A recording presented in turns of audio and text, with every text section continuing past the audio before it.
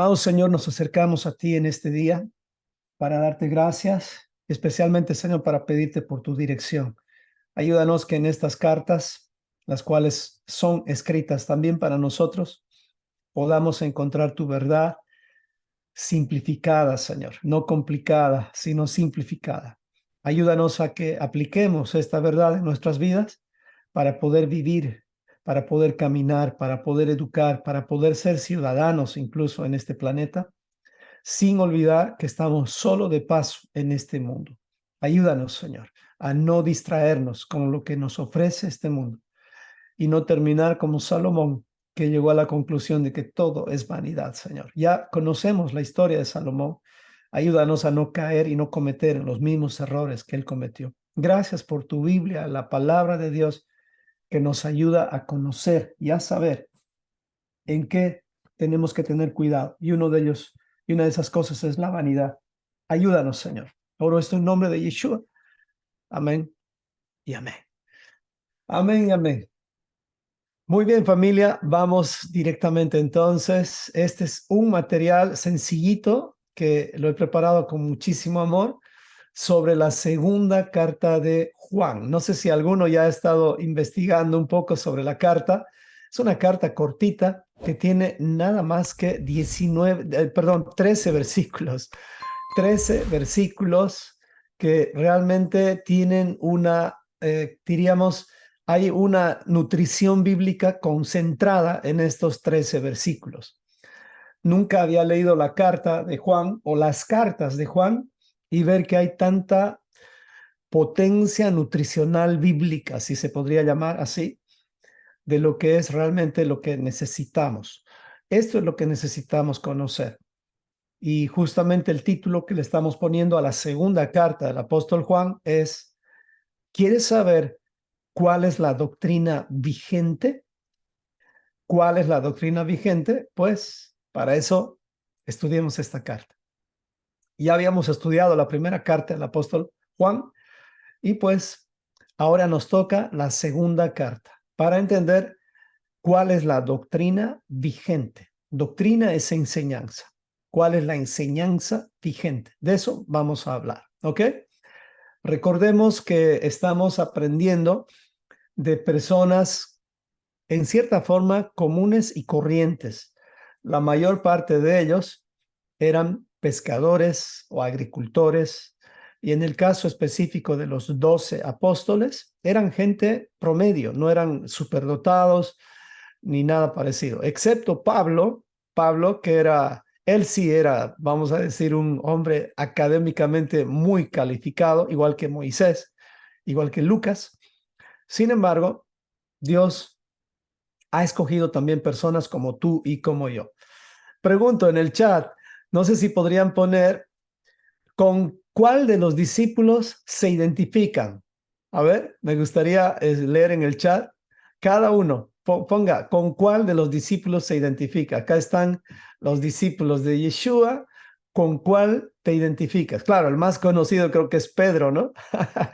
por las reacciones, pero ¿con cuál de ellos te identificas? A ver, ¿qué dicen los hermanos? Ahí estoy leyendo algunos chats. Oh, no, ninguno todavía puso.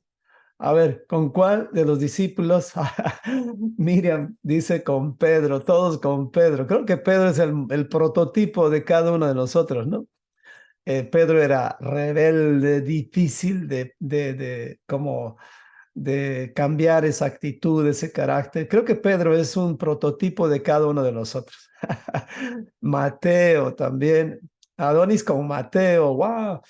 Entonces, es bueno conocer la historia de estos 12 discípulos y para eso vamos a invitarles a otra enseñanza donde estoy preparando también un material donde hablamos de cada uno de ellos. Y nada más como introducción de este tema que vamos a hablar, es que ¿por qué Yeshua escogió 12 discípulos? ¿Quién puede escribir en el chat por qué razón Yeshua escogió 12 discípulos? 12. ¿Por qué creen ustedes? Póngalo en el chat. ¿Qué es lo que creen? ¿Por qué Yeshua escogió 12 y no 13, por ejemplo, sino 12 nada más? ¿Qué creen? A ver. Solamente 12. Ahí está la respuesta, exactamente, tal cual. ¿Recuerdan en el pasaje justamente cuando le estaban preguntando a los discípulos a Yeshua, y nosotros que hemos dejado todo, ¿cuál va a ser nuestra recompensa? Y Yeshua les dice ahí claramente, su recompensa va a ser que ustedes van a gobernar sobre las 12 tribus de Israel. 12 porque van a gobernar a 12 tribus. No hay 13, no hay 14. Y no hay una tribu extra, como decir la tribu de los protestantes o de los católicos o de los gnósticos o de cualquier otro invento humano. No hay. Hay solamente 12 y estos 12 justamente ya tienen sus gobernadores. ¿Ok? Yeshua va a gobernar con los 12 apóstoles. ¿No les parece emocionante? A ver quién nos tocará como gobernante. Y eso no lo sabemos hasta el día que se nos revele a cuál de las tribus pertenecemos. De hecho, que los que van a gobernar son judíos. Y aquí están 12 judíos que van a gobernar a las 12 tribus de Israel. Recordemos eso. Es por eso que los judíos hacen un papel muy, muy importante. Y a propósito que estamos en tiempo de conflictos, y no estoy diciendo mal, no estamos en tiempo de conflictos. Los judíos, desde el año 1900 aproximadamente, han estado en conflictos muy fuertes desde el año 900, o sea, estoy hablando de hace 123 años, muy fuertes por esa tierra. Porque antes del año 1900, ellos ni siquiera estaban como visibles en ese territorio. Había una que otra familia, pero todo empezó a partir del año 1900. En el año 1920 ya hubieron ciertos ataques directos, igual que los que vieron en estos últimos días, ataques cobardes, muy fuertes, pero lamentablemente siempre al final terminan siendo como los malvados, los judíos. Así que tengan mucho cuidado con los medios de comunicación que están entregando información muy inclinada a la conveniencia de cada quien. Entonces, es necesario tener cuidado con eso. No propaguen información que no corresponde. Los judíos, ya en el año 1948, miren, esto más o menos la figura es esta. En el año 1948 les declaran que les dan el permiso para hacer un estado legítimo llamado Israel. En la noche estaban celebrando casi toda la noche y en la mañana empezaron las bombas. O sea, es un país nacido en la guerra, nacido en la guerra. Y no porque ellos son malos o han hecho algo que de pronto ha hecho que el mundo los odie. No, el mundo no los odia a ellos. El mundo odia a lo que ellos representan. Y ellos representan la luz y la sal. Nada más que ahora ellos están como dice la Biblia, endurecidos con Yeshua, es decir, no ven a Yeshua. El 2% de los judíos ve a Yeshua, pero más del 98% no ve a Yeshua. Por lo tanto, la Biblia es verídica, se está cumpliendo, y pues ellos, a causa justamente de que todavía la plenitud de los gentiles no está aquí, o sea, no se ha predicado todavía a todos los gentiles, pero estamos despertando, es que todavía ellos van a mantenerse endurecidos. Esto quiere decir que hay esperanza, pero el precio lo están pagando muy fuerte ellos. Es muy duro el precio. Cada historia que escuchamos de cómo los han tratado, y de verdad les digo, ni a los animales se los trata de esta forma. La forma en que los han matado es muy triste. Lamento tener que darles estas informaciones, pero tengan cuidado con la información que hay en los medios de comunicación, porque ahora ya están culpando a los judíos de todo esto, y esto no es así. Así que mucho cuidado con eso. Entonces, hoy vamos a enfocarnos en el estudio de la segunda carta de Juan, justamente con nuestro querido hermano Juan. Juan, el apóstol Juan. Él ha escrito 3 cartas. Vamos a ver sus características. Junto con Pedro y Jacob, formaban el círculo más cercano de Yeshua, eran los 3. El apóstol Juan es conocido como el apóstol del amor, junto con Pedro, que es de la esperanza, y Pablo de la fe. Estos 3 representan el amor, la fe y la esperanza. Él era primo de Yeshua por parte de Salomé, la mamá, hermana de Miriam, la mamá de Yeshua. Y él inicialmente, recuerdan que era conocido como el hijo del trueno, era un explosivo, una mecha corta, diríamos. Y pues él, igual que su hermano, querían simplemente utilizar el poder de Yeshua para poner en orden el mundo. Y eso no es correcto. Y no era solamente Pedro que cortaba orejas, pero Juan y era igual de explosivo al principio. Pero después terminó con un carácter tan noble que llegó a ser justamente conocido como el discípulo amado. Fue el último de los apóstoles de Yeshua que quedó vivo. Dios tiene sus planes y desde Efeso estuvo supervisando a los creyentes. Además del evangelio que lleva su nombre, escribió 3 epístolas, es las 3 cartas, cortitas, las 2 últimas, esta es una, 13 versículos, y tercera Juan, que también es solo un capítulo. Este mensaje de Juan, al igual que el mensaje de todos los discípulos, todas las cartas, están dirigidas ya sea a la casa del norte o a la casa del sur, o alguna persona que corresponde a una de las dos casas. Los judíos, o sea, las cartas de los discípulos, no han sido dirigidas a otra persona. Ellos no, es como decir tú, si eres embajador de tu país, tus cartas, tus reportes no van a ir dirigidos a un país o a un lugar al cual no perteneces. ¿Me explico? No hay una sola carta escrita a los griegos o a los romanos. No hay. Cuando dice carta a los romanos, no quiere decir que se está enviando a Roma, sino a los discípulos de las 12 tribus que estaban en Roma. ¿Ok? Entonces, no confundamos cuando estudiamos las cartas, para poder usar las cartas, no confundamos esto, no podemos usar las cartas sueltas. En otras palabras, usar los versículos sueltos de las cartas nos lleva a la confusión y vamos a sacar conclusiones que no son correctas. Es por eso es importante que cuando leemos una carta, como dice una carta, la tenemos que leer en orden. ¿A quién está dirigida? ¿Cuál es el mensaje? De pronto, ¿cuál es la exhortación? Y la despedida y el saludo. Entonces, una carta se lee así. Pero si agarras una carta y, por ejemplo, tomas solamente un pasaje de esa carta y tú dices que eso es parte de una doctrina, podría ser peligroso y podrías llegar a conclusiones como las que muchos llegan con la carta de los Gálatas especialmente, donde dicen que ahora ya no está vigente la ley. O sea, si tú tomas así las cartas, tus conclusiones van a ser peligrosas. Te van a dañar a ti y a todos tus oyentes. Así que como son cartas, no las estudie por versículos separados. Lea la carta, aunque le tome un poquito de tiempo, y es mucho mejor. La diferencia en esta segunda carta, recordemos, el contexto es, las cartas están dirigidas, y especialmente las de Juan, a las 2 casas.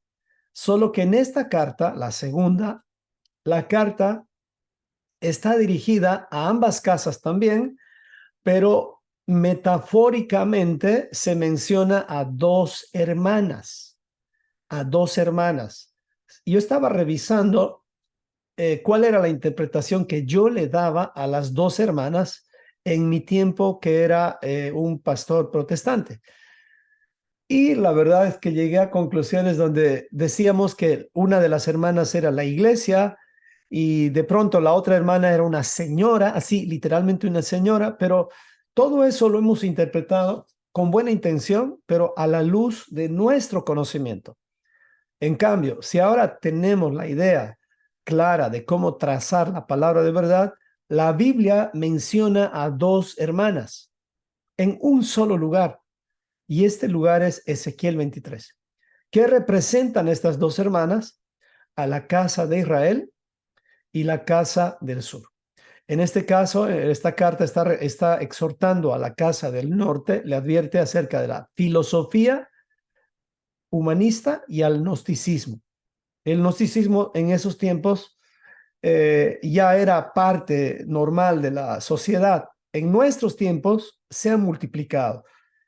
Y a la otra hermana, que es la casa de Judá, les habló del abandono de la Torá.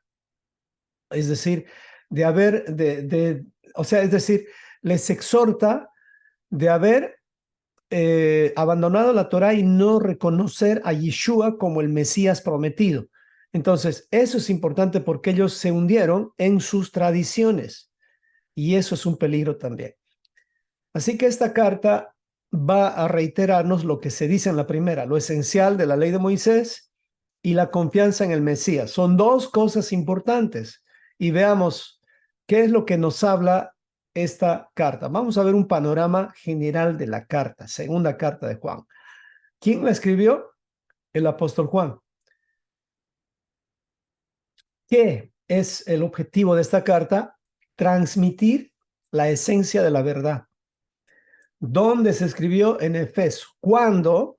Alrededor del año 85-95, después del Mesías, poquito después de su primera carta. ¿Por qué se escribió? Para advertir sobre el apostatar de la ley de Moisés y de Yeshua como el Mesías. Tiene dos objetivos esta carta. Veamos un poco. El primer objetivo, o dentro del bosquejo, lo vamos a separar del versículo 1 al 6, y el segundo objetivo va a ser de los versículos 7 al 13. ¿Ok? Entonces, en la primera parte vamos a ver la verdad acerca de la ley dada a Moisés, del 1 al 6, y en la segunda parte, la verdad acerca de la doctrina del Mesías. Eso es importante entender, la verdad acerca de la doctrina del Mesías. Entonces, vamos para adelante. La primera parte, la verdad acerca de la ley dada a Moisés. ¿Cuál es la ley dada a Moisés? Pues los 5 primeros libros de la Biblia. En todos estos 5 primeros libros de la Biblia están los más de 613 mandamientos que los encontró Maimónides. Estos mandamientos, desde la objetiva o desde el punto de vista de Maimónides, son buenos, pero no son completados. Escuche bien esto que le estoy diciendo. No son malos desde la objetiva de Maimónides, pero el problema es este, no están completos, porque sin Yeshua nada está completo. Es por eso importante entender. La verdad acerca de la ley de Moisés es la Torá, pero necesita el ingrediente que completa. El ingrediente que completa es la interpretación de Yeshua. Entonces leamos esta carta de 13 versículos, dice así. Segunda de Juan, versículo 1 al 3. Saludos. La primera parte son saludos, nada más. Y dice, el anciano a la señora elegida y a sus hijos, a quienes yo amo en la verdad, y no solo yo, sino también todos los que han conocido la verdad. A causa de la verdad que permanece en nosotros y estará para siempre con nosotros, sea con ustedes gracia, misericordia de Dios Padre y del Señor Jesucristo, Hijo del Padre, en verdad y amor. 3 versículos, fíjese bien. De estos 3 versículos de la segunda carta de Juan, vamos a hacernos preguntas. La primera pregunta es, ¿quién es la señora elegida? Leamos de nuevo, el anciano es Juan, él es el que se llama a sí mismo el anciano. O sea, yo como Juan, el anciano, a la señora elegida y a sus hijos, a quienes yo amo en la verdad. Vamos por la primera parte. ¿Quién es la señora elegida? Pues esta señora elegida es, como les dije, la que se menciona, una de las hermanas que está mencionada en Ezequiel capítulo 23, en referencia metafórica a las 2 casas de Israel. Le explico un poco. Si usted lee, por ejemplo, la carta de Apocalipsis, la profecía de Apocalipsis escrita por Juan, usted va a encontrar un montón de metáforas o de figuras que nos traen una idea como diríamos apocalíptica, en un sentido de pensar que es así literal, pero les cuento, y ustedes saben bien, y vamos a entrar al Apocalipsis en 2 semanas más, empezamos el Apocalipsis. Todas esas ideas del Apocalipsis son metafóricas y era necesario que Juan escriba de esa manera porque, por ejemplo, mencionar Babilonia, la ramera que se menciona en el Apocalipsis, no podía poner, ya no había Babilonia, pero Juan no podía poner Roma, la ramera, porque si ponía Roma, la ramera, imagínense, él estaba preso por Roma.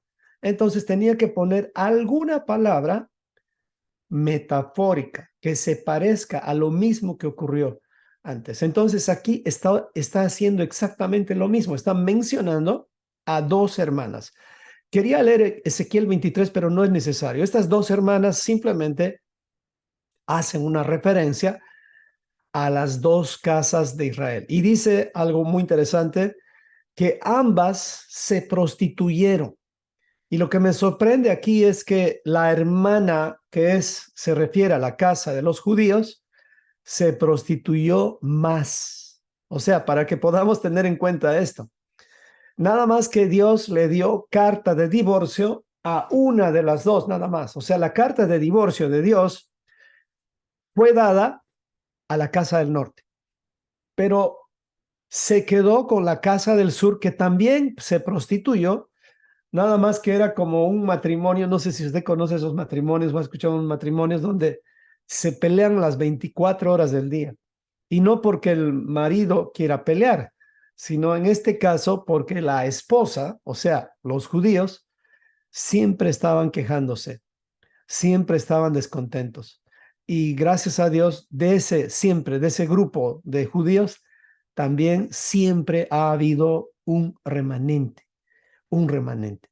Doy gracias a Dios por el remanente, porque si no fuera por el remanente, que estoy seguro que son más de 10, porque 10 es lo mínimo, gracias al remanente es que no hemos sido destruidos.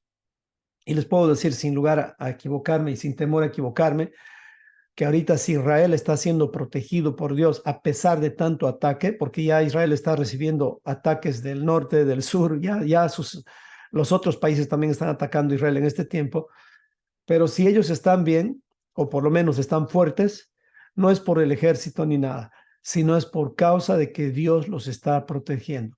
Que eso nunca, nunca se les olvide. Y algo hermoso que tú puedes ver en lo que está sucediendo, siempre Efraín, o sea, el hermano Efraín, el hermano de la casa de los judíos, que representa Estados Unidos, Inglaterra, todos los países que están defendiendo o están al lado de Israel, eso es Efraín, están ahí defendiendo a Israel, defendiendo a Israel. Por lo menos no están dejando que los abusen más de lo que les abusaron en el Holocausto. Entonces, es hermoso ver ese apoyo que es por la gracia de Dios. Recuerden eso. Entonces, ¿quién es esta señora elegida? Es nada más una metáfora de una de las hermanas, ¿no? En este caso, de la hermana de los judíos. Está hablando a esta hermana. ¿Ok? Vamos más adelante. ¿Qué significa amar en la verdad? Fíjense, dice, el anciano a la señora elegida, es decir, a las 2 tribus y a sus hijos, a quienes yo amo en la verdad. Escuche bien esto. ¿Qué es yo amo en la verdad? ¿A qué se refiere? ¿Acaso no es nada más decir yo te amo? Tú y yo podemos decir a nuestra esposa, yo te amo. Puedes decir a tu cónyuge, yo te amo. Pero hay algo interesante que aquí tú puedes aprender y yo también estoy aprendiendo, que es amar en la verdad. Y ese es el amor que se necesita dar entre padres e hijos, entre cónyuges. Es importante amar en la verdad, en la verdad. ¿Y qué significa la palabra verdad? Es amar en base a límites, en base a instrucciones, en base a la Torá.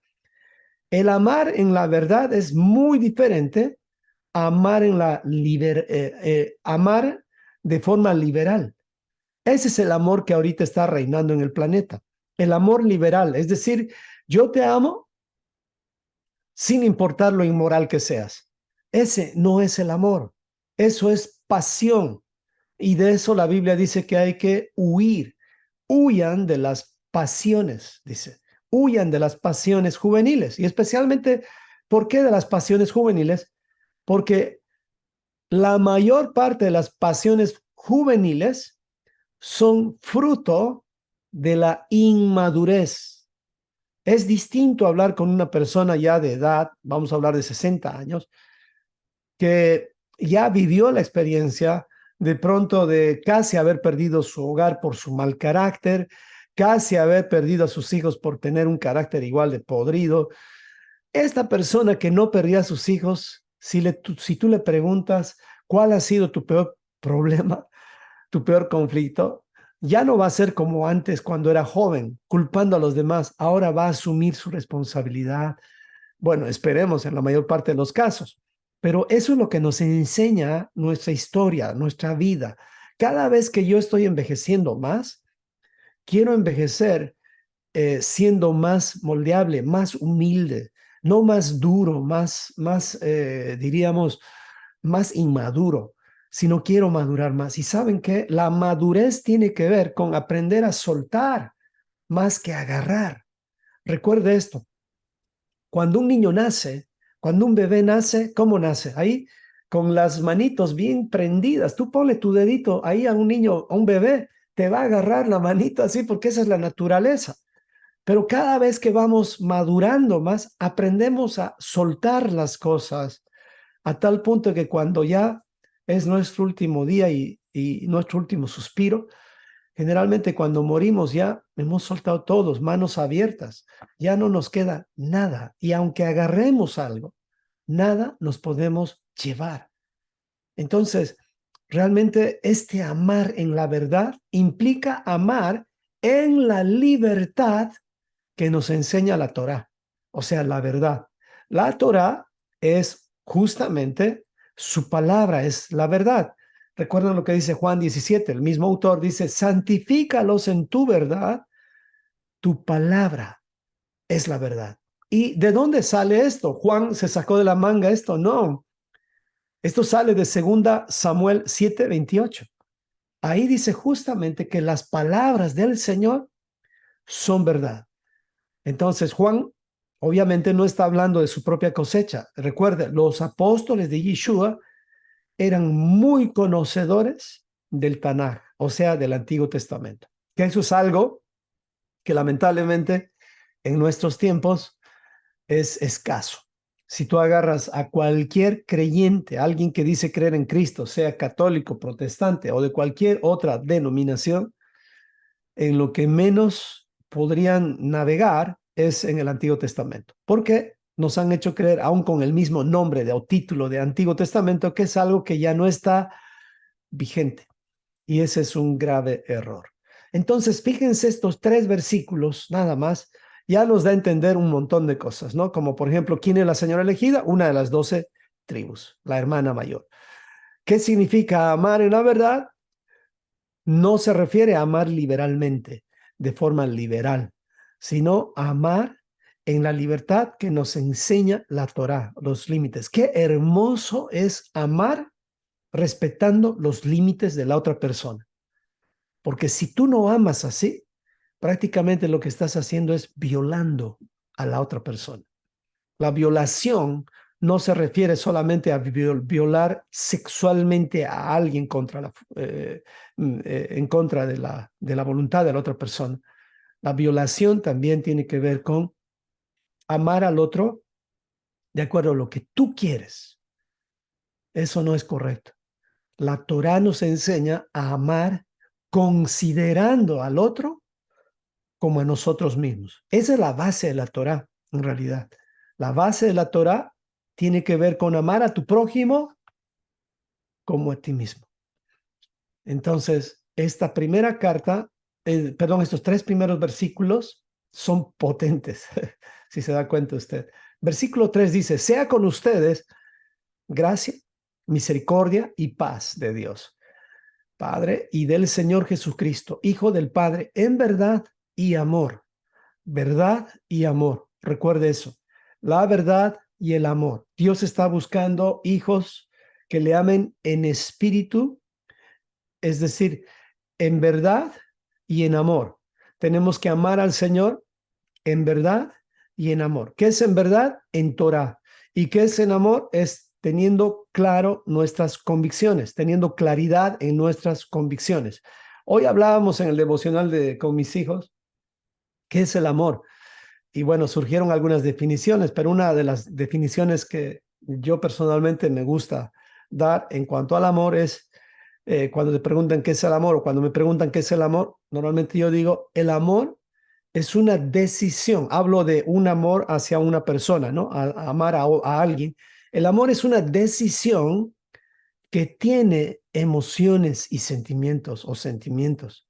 Pero el amor no es una emoción, no es una emoción. El amor es una decisión que tiene sentimientos. ¿Se da cuenta la diferencia? El amor está basado en decisiones, no en emociones. Todo aquello que tú le llamas amor cuando está basado en emociones, eso es solamente una pasión. Y una pasión es como caminar al borde de un precipicio. Puedes caer fácilmente con un pequeño viento. En cambio, el amor te lleva lejos del precipicio. El amor te lleva a un lugar seguro, porque un padre que ama a sus hijos no va a querer llevarlos alrededor del fuego o alrededor de las cosas que podrían matarlos. El padre siempre va a alejar a sus hijos de esas cosas, aunque los hijos, obviamente, no siempre van a obedecer. Pero eso no implica que los padres no insistamos en llevar a nuestros hijos hacia un lugar estable, hacia un lugar donde hay seguridad. Entonces, recordemos eso, es importante entender. Ese es el amor, una decisión que tiene emociones. Versículo 4. El amor bíblico es aprender a guardar Torah. ¿Qué es el amor bíblicamente? Veamos el versículo 4, lo que nos dice, seguimos en la carta. Mucho me regocijé porque he hallado a algunos de tus hijos andando en la verdad. Recuerde el contexto. Le habla a la señora, el anciano a la señora elegida. Saludos, le dice. Y ahí en el versículo 4 le dice, mucho me regocijé porque he hallado a algunos de tus hijos andando en la verdad. Fíjese bien esto, conforme al mandamiento que recibimos del Padre. Y ahora te ruego, señora, parecería que Juan le está hablando a una mujer literalmente, ¿no? Ahora te ruego, señora, no como escribiéndote un nuevo mandamiento, sino el que hemos tenido desde el principio, que nos amemos los unos a los otros. Y este es el amor, que andemos según sus mandamientos. Este es el mandamiento, que andéis en amor como ustedes han oído desde el principio. Pregunto, ¿podría poner en el chat cuál es este mandamiento dado desde el principio? A ver si alguien lo sabe. ¿Cuál es este mandamiento que se nos dio desde el principio? Ese de que dice amar a tu prójimo como a ti mismo. ¿Dónde está este mandamiento? No está en el Nuevo Testamento solamente, pero esto salió de algún lugar. A ver, estudiantes de la Biblia, ¿dónde está este mandamiento que se nos dio desde el principio? Desde el principio. ¿Ok? Sí, ahí está. Escucha, Israel. Este es el primer mandamiento. Amarás al Señor tu Dios. Pero falta algo ahí. ¿Y dónde dice, escucha, Israel? También debes amar a tu prójimo como a ti mismo. ¿Quién encuentra? ¿Quién encuentra? Éxodo 20 es, sí, ahí se resume prácticamente el amor al prójimo. También es una forma de decir, pero literalmente, ¿dónde está escrito? Y amarás a tu prójimo como a ti mismo. Amarás a tu prójimo como a ti mismo. A ver, ¿quién se anima? Casi, casi. Les voy a mostrar. Ok. Levítico 19:18. Abra su Biblia y ahí va a encontrar. No te vengarás, ni guardarás rencor a los hijos de tu pueblo, sino que literal, tal cual. Este es el mandamiento dado desde el principio. Recordemos, el principio se refiere a la Torá. La Torá es el principio de todas las cosas. Ahí está el principio de toda doctrina. Cuando la Biblia hace referencia, aquí dice, este es el mandamiento que les han dado desde el principio. Se está refiriendo justamente a lo que ustedes dijeron, Deuteronomio, a Éxodo y específicamente a Levítico 19:18. Recordemos que Levítico fue escrito justo, escuchen bien esto, cuando recibieron el Éxodo, es decir, los 10 mandamientos. Ya el Señor le estaba revelando Levítico porque era necesario levantar a Aarón y los sacerdotes, el sumo sacerdote y todos los levitas. Era necesario. Deuteronomio se escribió después, casi después de 35 años que estuvieron en el desierto. Era lo último que se escribió Deuteronomio antes de que Moisés muera. Es decir, Moisés incluso no terminó de escribir el libro de Deuteronomio, porque quien terminó este libro es Josué. Levítico 19:18. Entonces, cuando tú leas Juan, tú te tienes que preguntar, ¿y dónde se nos dio este mandamiento del amor? Desde el principio. Pues se nos dio en Levítico 19:18. Esto es tremendo, hermanos. Nada sale simplemente porque se le ocurrió a Juan. Todo está escrito en la Torah. Entonces, este es el mandamiento. Y ahora hay más. También Yeshua nos aclara algo sumamente importante respecto a cómo debe ser el amor. En Mateo 22:36 al 40 le preguntan a Yeshua los abogados o los escribas, ¿cuál es el gran mandamiento en la ley, o sea, en la Torá? ¿Cuál es el gran mandamiento en la Torá?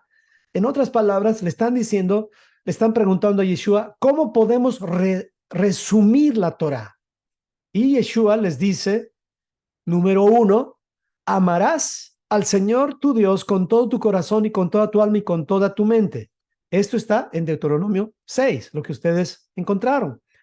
Este es el primer y gran mandamiento. Fíjese. Y el segundo es semejante. Amarás a tu prójimo como a ti mismo. Lo tremendo en esto es lo que dice a continuación, versículo 40.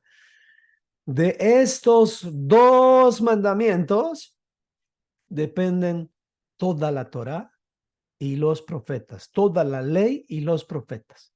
En otras palabras, tú no puedes decir que amas a tu prójimo si no amas a Dios.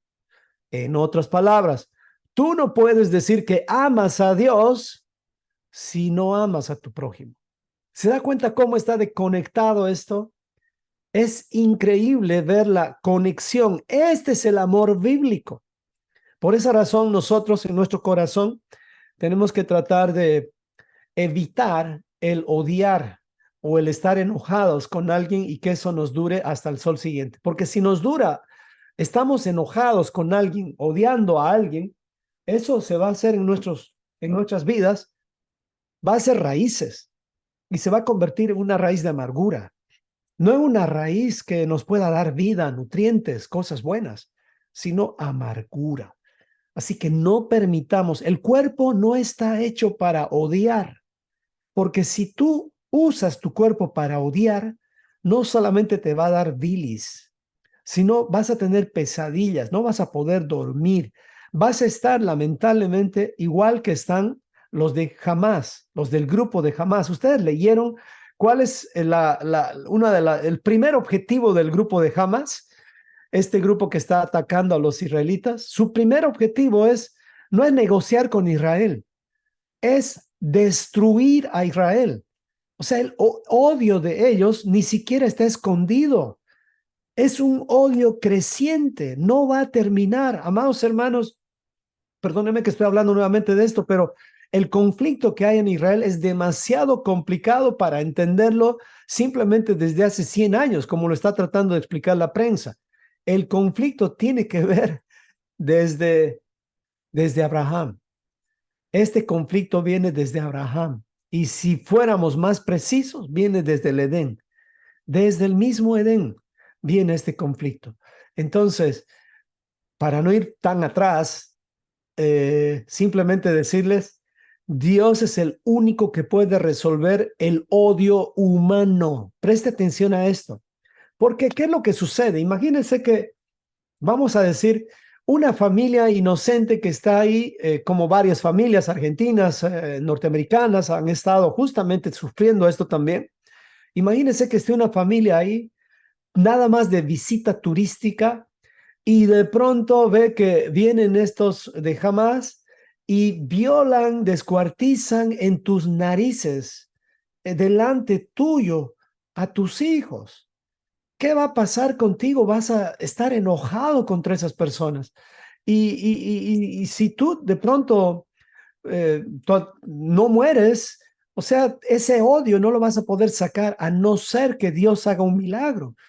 Por esa razón les digo, hermanos, esto que está ocurriendo en el Medio Oriente no debe distraernos. El real objetivo en todo esto no debería distraernos porque nosotros sabemos que estamos solamente de paso en este mundo. Todo lo que estás viendo allá no se va a resolver. No es que me falte, como diríamos, que estoy siendo pesimista, hermanos. No, usted puede revisar la historia. Siempre ha habido enemistad entre el hermano, entre los hermanos de los judíos. Si son hermanos, al final son hijos de Abraham. Ambos, los árabes son hijos de Abraham, hijos de Ismael, descendientes también de Esaú. Son hermanos, pero se odian entre sí. No los judíos, gracias a Dios, sino los árabes. Los judíos están dispuestos a negociar, pero hay un odio que no va a ser frenado en esta tierra. Por esa razón, cuando venga el milenio, Yeshua no va a tolerar todo eso. Yeshua va a resolver todo eso. Es por eso que él va a gobernar con vara de hierro. Ya no van a poder decir ni mentir nada, ni ninguno de los dos lados, porque no crea que Israel también ha hecho las cosas correctas. Ambos han tenido errores, pero obviamente el que odia es el que siempre provoca. Como un padre con sus hijos, cuando hay conflictos entre hijos, normalmente el padre pregunta, ¿y quién pegó primero? O sea, ¿y quién insultó primero? Entonces, normalmente a ese hay que disciplinar. Entonces, ahorita los dos están diciendo el otro atacó primero, porque se están acordando lo que ocurrió hace 20 años, hace 30 años. Por lo tanto, solamente el Mesías va a poder resolver tremendo conflicto. Para finalizar esta primera parte, ¿qué es el amor bíblico? ¿Qué es el amor bíblico de acuerdo a Juan, a la segunda carta de Juan? Lo dice el versículo 6. Y este es el amor. Fíjese bien, este es el amor, que andemos en sus mandamientos. Más claro, ni el agua. El amor no puede ser inventado de otra manera, hermanos. No sería definido como el amor. ¿Y qué es andar en sus mandamientos? Es una decisión, no es una emoción, es una decisión. Yo decido vivir conforme a los mandamientos de Dios. Eso es una decisión.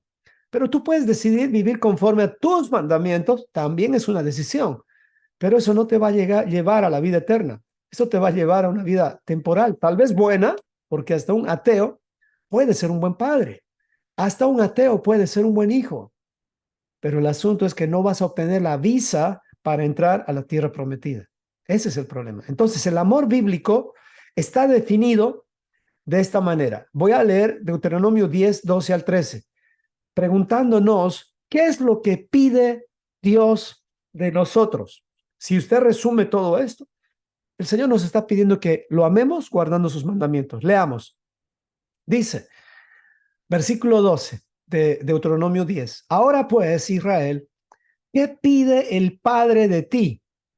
La respuesta es, como pregunta, ¿qué acaso no te pide que temas al Señor tu Dios, que andes en todos sus caminos y que lo ames y sirvas al Señor tu Dios con todo tu corazón y con toda tu alma, que guardes los mandamientos del Señor y sus estatutos que yo te prescribo hoy para que tengas prosperidad? O sea, eso es todo lo que está pidiendo el Señor, como diciéndote, ¿acaso es difícil esto? Todo esto te conviene. Es como vivir, y perdón si hago esta comparación, y no quiero jactarme, es el único país que conozco otros países también así, pero en Estados Unidos que vivo, y más en el norte, en Madison, Wisconsin, donde vivía, un respeto tremendo en cuanto a las personas, mucho más en Madison que en Florida, les diré, Hace un tiempo me chocaron y pues yo no sabía quién fue, pero si me hubieran chocado en Wisconsin, ahí estaría una nota diciendo, yo lo choqué, este es mi insurance y por favor búsqueme, este es mi teléfono. Más o menos así es en Wisconsin, en Madison. Pero en Florida no, el que me chocó huyó. ¿Me explico? O sea, ¿quién quiere vivir en un lugar donde son así las cosas? Pero qué hermoso es vivir en un lugar donde se respetan las reglas. Y no quiero ofender, no voy a mencionar ningún país, pero qué horrible es vivir en un país donde la ley no es importante, donde el policía puede ser corrupto, puede ser comprado. Qué terrible es vivir en esa justicia. Ay, Dios nos libre de la justicia humana. Por esa razón, les digo, gracias al Padre que este mundo tiene fecha de expiración.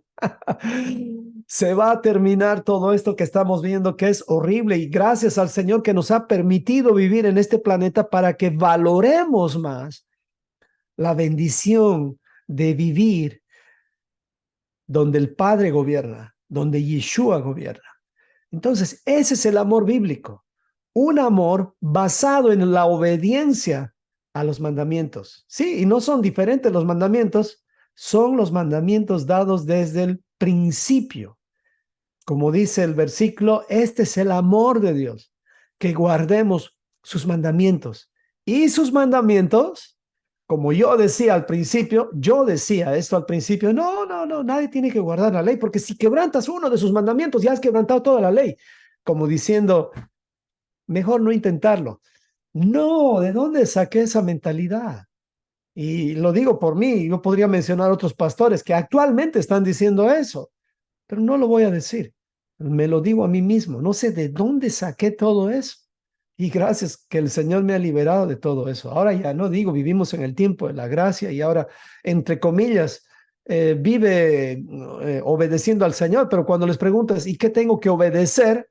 Lo último que te mencionan es la Torá, los 10 mandamientos. Es más, ni siquiera se enseñan los 10 mandamientos. ¿Cómo podemos amar en un lugar donde no hay reglas? ¿Cómo puede sobrevivir un matrimonio que no tiene límites? ¿Cómo puede sobrevivir una familia que no tiene límites? No vayamos a pensar en cuentos de hadas, hermanos. Eso es imposible. Les digo de verdad, eso es imposible. Yo tengo una familia, tengo 2 hijos y gracias a los límites es que he podido, y ahora mi esposa y yo decimos, nos miramos los dos y decimos, que estamos descansando literalmente. Pero no ha sido fácil, no vayan a creer, mis hijos no son perfectos para nada. Ha habido un tiempo donde nosotros hemos tenido que, con mi esposa, nos mirábamos a la cara y decimos, ¿cómo salimos de esta? Pero los dos nos uníamos y les digo, qué bendición. Y no se terminó la película, o sea, mi hijo está casado, tiene una familia hermosa y oramos todos los días, sigue la batalla, pero ya no depende de mí, depende de las decisiones que él tome, sigue la batalla para que ellos luchen la batalla de la fe. Recuerda eso, la batalla de la fe no es una simple lucha, es la lucha, es la batalla que todos los días debemos enfrentar. Así que no va a prevalecer una casa sin cimientos, no va a prevalecer una familia sin límites. Olvídelo, olvide esos cuentos de hadas. No confundamos la gracia con gratis. No, alguien tuvo que pagar. El malentendido que hay en la doctrina de la gracia es que se nos ha interpretado que es gratis. No, hermanos, la gracia significa favor no merecido.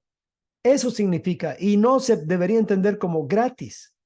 La gracia la tuvo que pagar alguien. Es como cuando te detienen en una infracción de tránsito, el policía te está sacando el ticket, $50, por decir, barato, y viene un chofer, un auto que se estaciona al frente y dice, no, yo pago por ti.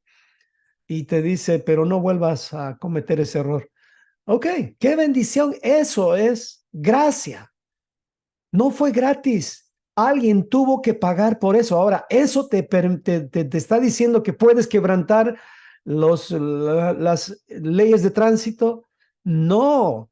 Eso te está demostrando una oportunidad más mientras estás vivo. Por eso, mientras estamos vivos, hay esperanza. Segunda parte de esta carta hermosa, la verdad acerca de la doctrina del Mesías. Aquí ya viene, esto ya está caliente. Preste atención a esto y gracias a Dios mi voz no se está acabando todavía. La verdad acerca de la doctrina del Mesías. Escuche bien esto es importante. La doctrina vigente en los últimos días es la interpretación de Yeshua a la Torah. ¿Cuándo comenzaron los últimos días? Pues los últimos días tiene que ver desde el momento en que Yeshua vino y resucitó, ahí comenzaron los últimos días. ¿Cuántos días duran los últimos días? 2 años, es decir, 2 milenios, 2000 años. Eso es todo. Estamos al final de los últimos días.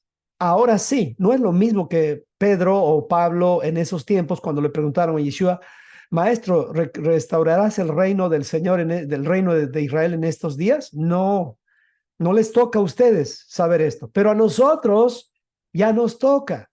Amado hermano, ya nos toca saber. ¿Por qué es que guardamos las festividades? Porque hemos entendido que por fin ya sabemos cuándo va a sonar la trompeta, por lo tanto, como nos toca, ya estamos nosotros prestando atención. Entonces, la verdad acerca de la doctrina del Mesías tiene que ver con la doctrina vigente. Y recuerden, Mateo 28 dice, y Yeshua dijo a sus discípulos, acercándose, les habló diciendo, toda potestad me ha sido dada en el cielo y en la tierra. Por tanto, vayan y hagan discípulos a todas las naciones. Les voy a explicar. Esto es una forma de explicar como estás en una universidad, como si tú estuvieras en una universidad y eligen a un catedrático o a un docente y a este docente le dicen, ahora usted es el rector de la universidad y todo lo que usted mande en cuanto a qué se va a estudiar en esta universidad va a depender de que usted lo revise. Eso es lo que está haciendo Yeshua aquí. Le está quitando a todo otro rabino la vigencia de su enseñanza.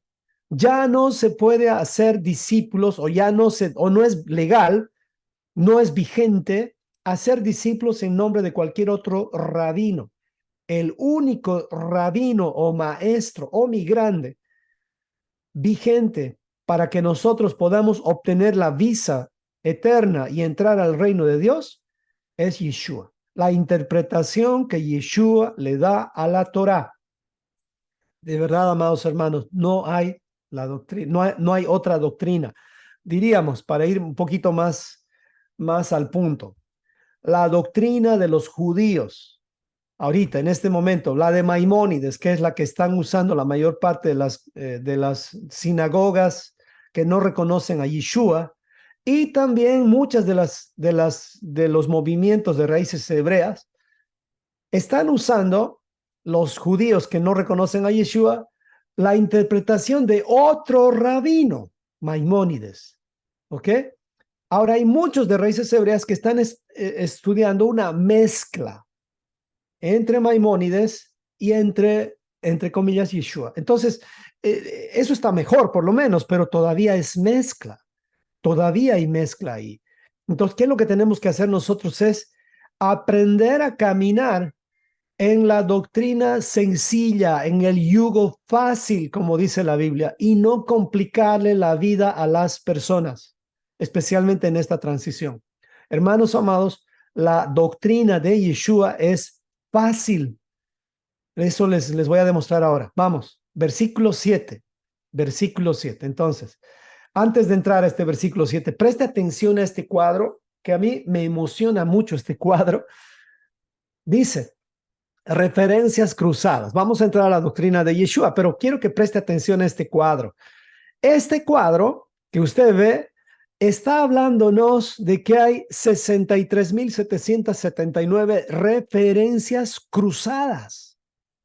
Cruzadas, es decir, toda la Biblia se conecta entre sí, toda la Biblia.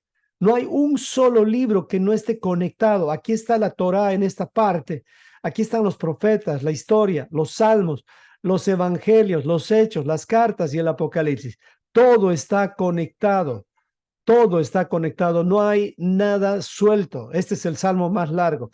Los 66 libros de la Biblia hablan una misma historia y lo increíble de todo esto es que 40 autores en 1500 años escribieron sin contradecirse.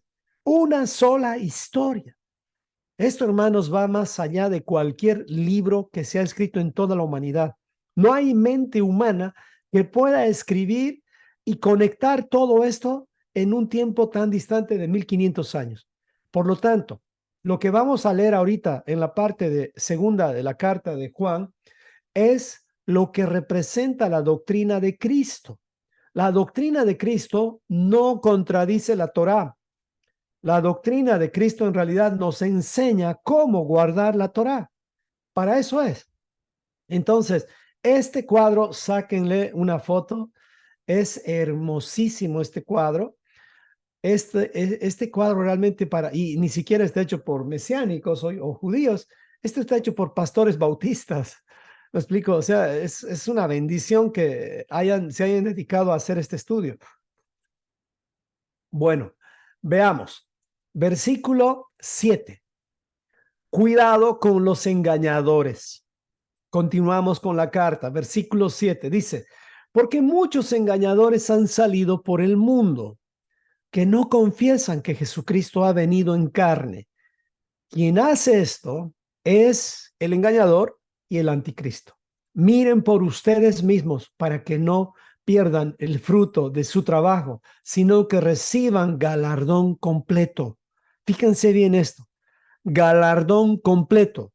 El evangelio, si no está completo, estás perdiendo tu tiempo. En vano estás trabajando si no completas el evangelio. ¿Cómo se completa el evangelio? El evangelio es completo cuando tiene dos cosas. Dos cosas completan el evangelio. Como dice Apocalipsis 14:12 y también en otros lugares, son dos cosas. Dice el dragón o el enemigo va a luchar contra la mujer.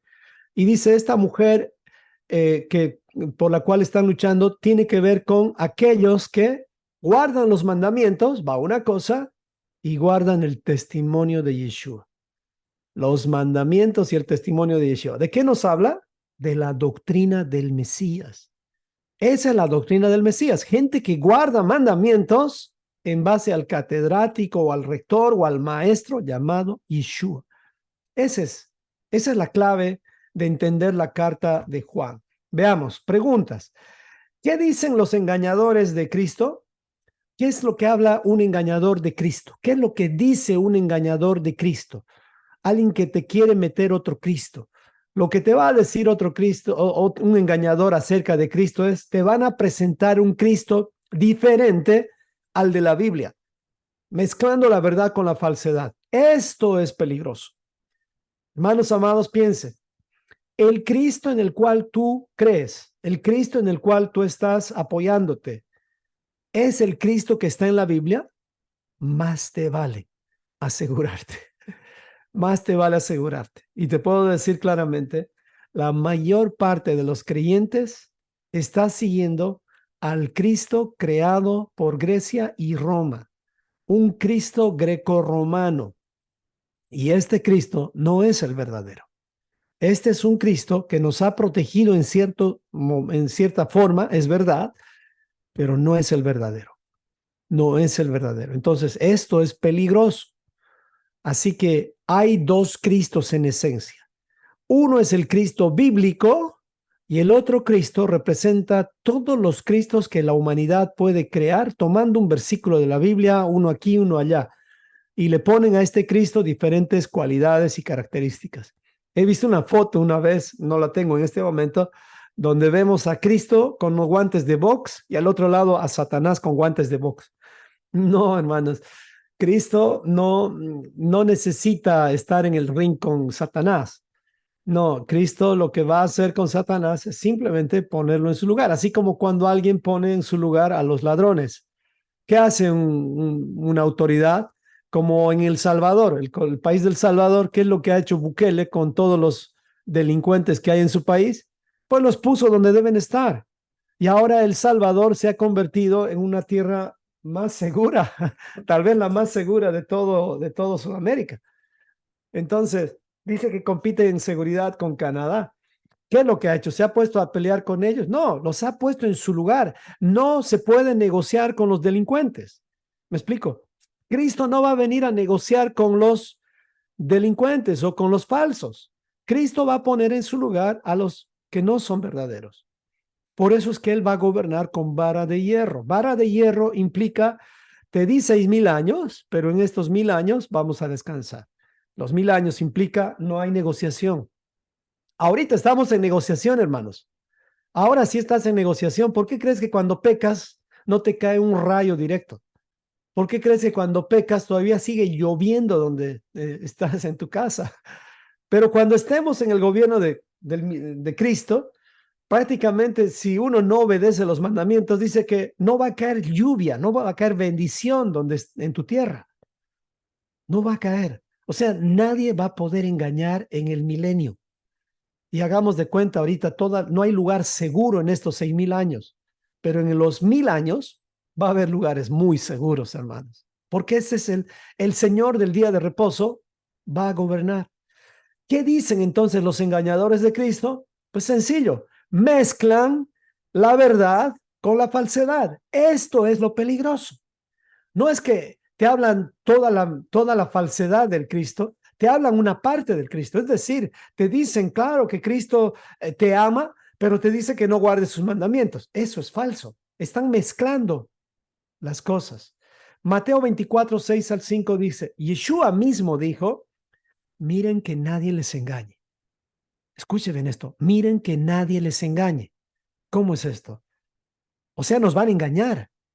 Pero nosotros tenemos que mirar que nadie nos engañe. ¿Qué significa mirar que nadie nos engañe? Es que estemos velando y no distrayéndonos cuando alguien nos quiere engañar. ¿Cómo es que puedes estar mirando para que nadie te engañe? Como dice la palabra del Señor, velen y oren para no caer en tentación. En otras palabras, no se duerman, no se distraigan. Porque dice, vendrán muchos en mi nombre diciendo, yo soy el Cristo, y a muchos se engañará. En este contexto de la segunda carta de Juan, dice, porque muchos engañadores han salido por el mundo que no confiesan que Jesucristo ha venido en carne. ¿Qué es lo que estaba sucediendo en el tiempo de Juan? Habían muchos que creían en todos los espíritus, veían una piedra moverse y creían que eso era un espíritu. Veían demonios por todas partes, se imaginaban cosas a través de las cosas que se movían. Es más, creían que Cristo no vino en carne y decían que vino como un espíritu. Y eso no es cierto. Si hubiera venido como un espíritu, entonces, ¿qué sangre se hubiera derramado? ¿Acaso los espíritus tienen sangre? ¿Me explico? Entonces, eso es peligrosísimo, pensar así. Pero yo lo estoy usando esto como una base ya para ampliar y entender que cualquier Cristo que no sea de la Biblia, o sea, que no sea bíblico, es un Cristo falso. Así de fácil. Solo hay dos Cristos. El Cristo bíblico y los otros Cristos que ha podido crear la religión y la humanidad. Ahora, ¿esos otros Cristos son malos? No, son buenos, pero no son mejores. Recuerde, el peor enemigo de lo bueno, perdón, el peor enemigo de lo mejor es lo bueno. No se conforme con el Cristo que conoces ahorita. Y Cristo no lo puedes conocer en una leída o en un tiempo o en un año o en 5 años. A Cristo lo debes conocer cada día hasta el último día que el Señor te dé. ¿Qué significa ser un anticristo? Aquí Juan nos está diciendo, quien esto hace es el engañador y el anticristo. ¿Qué hace el engañador? Mezcla la verdad con la mentira. El engañador mezcla. Esa es la habilidad de un engañador, es mezclar. ¿Y qué hace un anticristo? Son dos cosas que aquí Juan nos está mencionando. ¿Qué hace un anticristo? Entonces, veamos. ¿Qué significa ser un anticristo? Y pues para esto vamos a ver lo que significa la palabra anticristo en el contexto griego, porque esta palabra anticristo viene del griego. El término procede del griego anti, que significa sustituto u opuesto. Eso es anti. Cristo significa ungido o Mesías. Esa es la misma palabra para Cristo, ungido Mesías. Entonces, anticristo como nos han hecho creer que el anticristo es Satanás. No es solamente Satanás.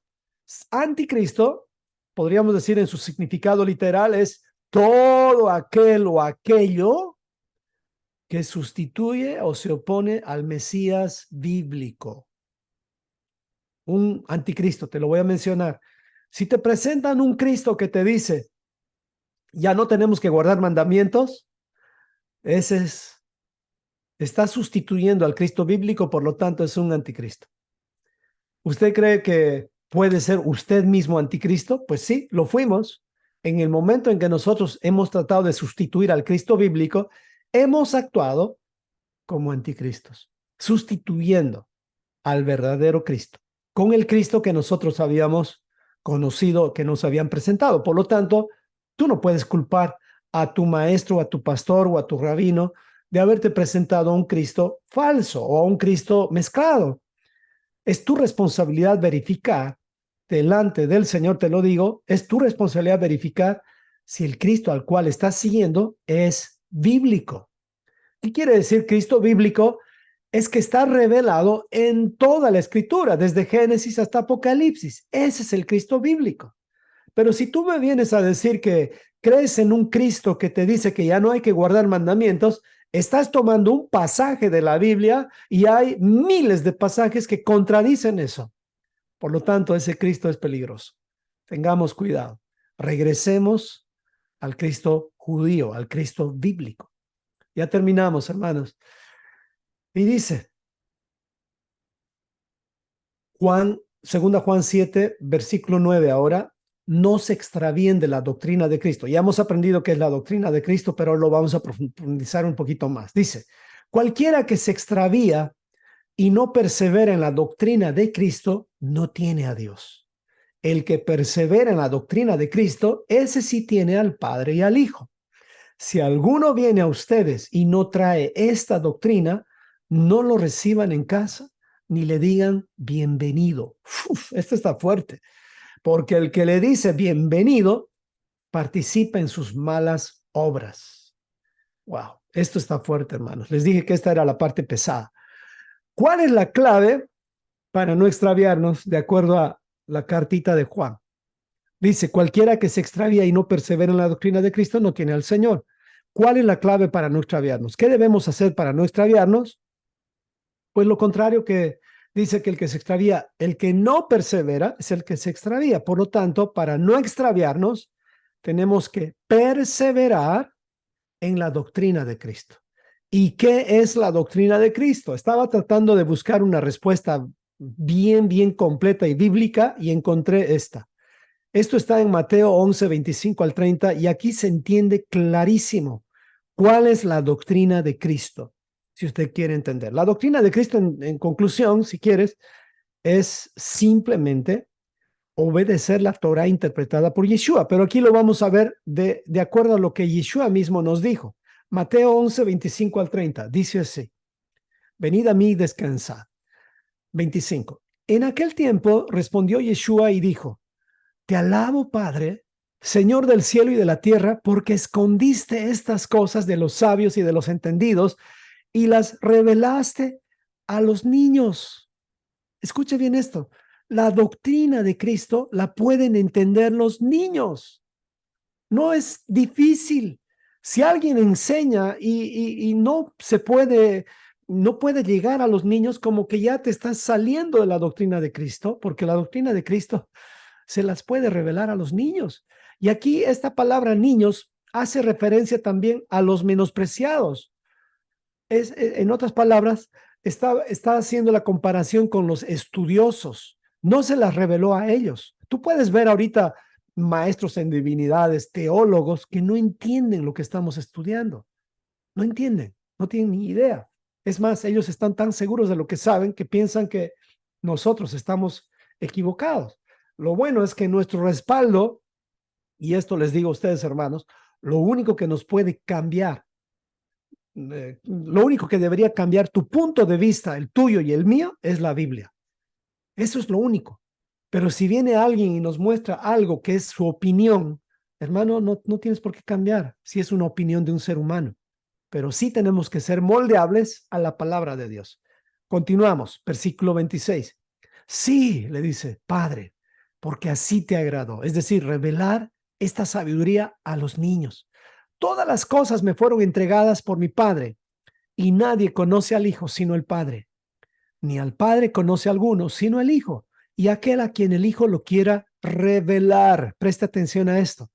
Tú sabes del Señor porque dice, mis ovejas oyen mi voz y me siguen. Si tú estás siguiendo al Señor, ya se te ha revelado. No necesitas conocer toda la Torá, necesitas por lo menos tener la humildad de querer aprender la Torá. 28. Aquí está la clave de la doctrina de Cristo.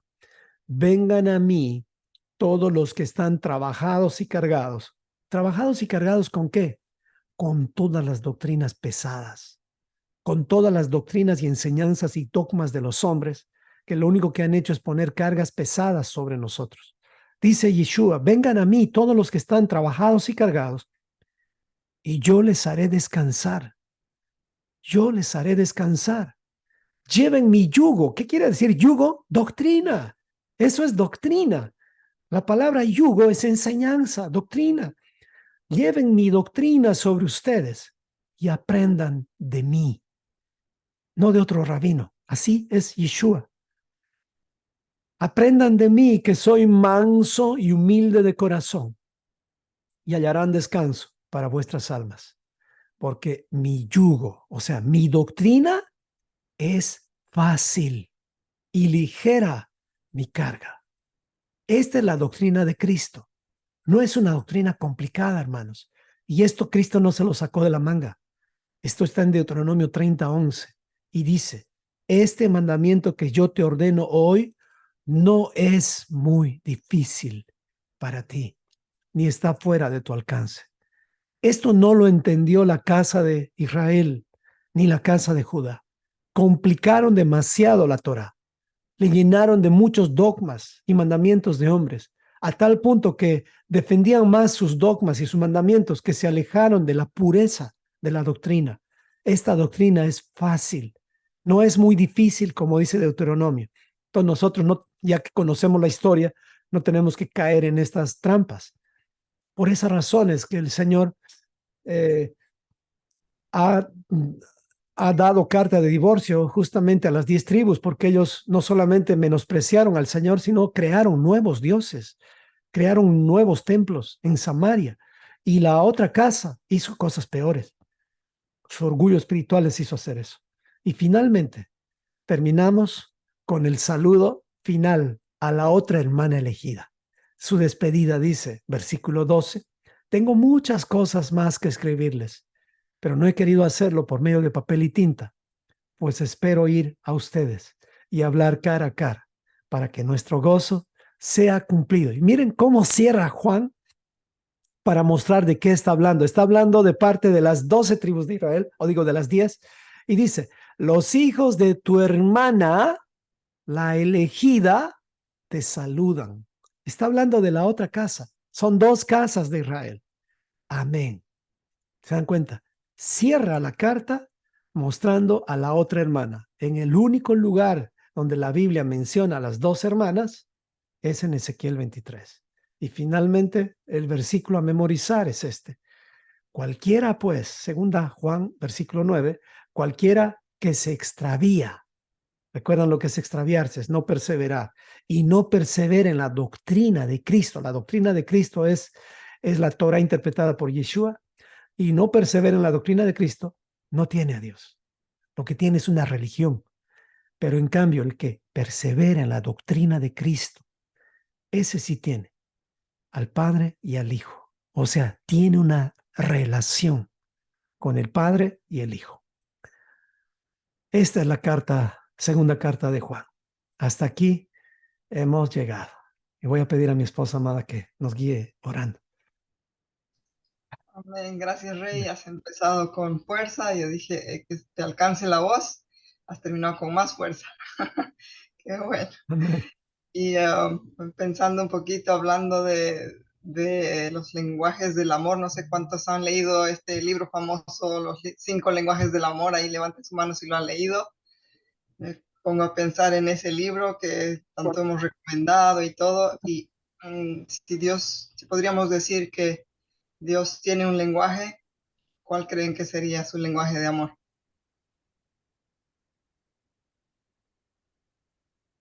Y es que guardemos sus mandamientos. O sea, Sí. dice, el que me ama, guarda mis mandamientos. Y ese es Wow, su qué bueno, lenguaje de amor. qué tremendo. Entonces, ah, acompáñame a orar. Padre nuestro, creador del universo, bendito sea tu nombre, que venga tu reino a nuestras vidas. Gracias por tu palabra que nos enseña a vivir en la verdad. Sí, Gracias por Señor. el gran amor con el que nos amas. Nos has amado y nos amarás. Que podamos aprender, aunque un poco, de este amor genuino para practicarlo con los que nos rodean. Que tengamos este amor sufrido, benigno, sin envidia ni jactancia, que no hace nada indebido, que no busca lo suyo, que no se irrita, que no guarda rencor, que no se goza de la injusticia, mas se goza de la verdad.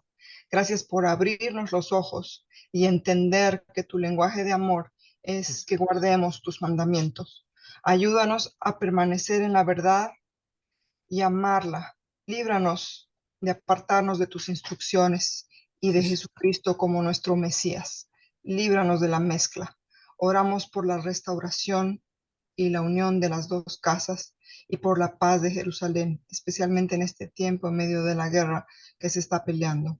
Sí, Señor. Oramos todo esto en el nombre de nuestro amado Mesías de Israel. Amén y amén. Amén. Amén. Gracias, preciosa.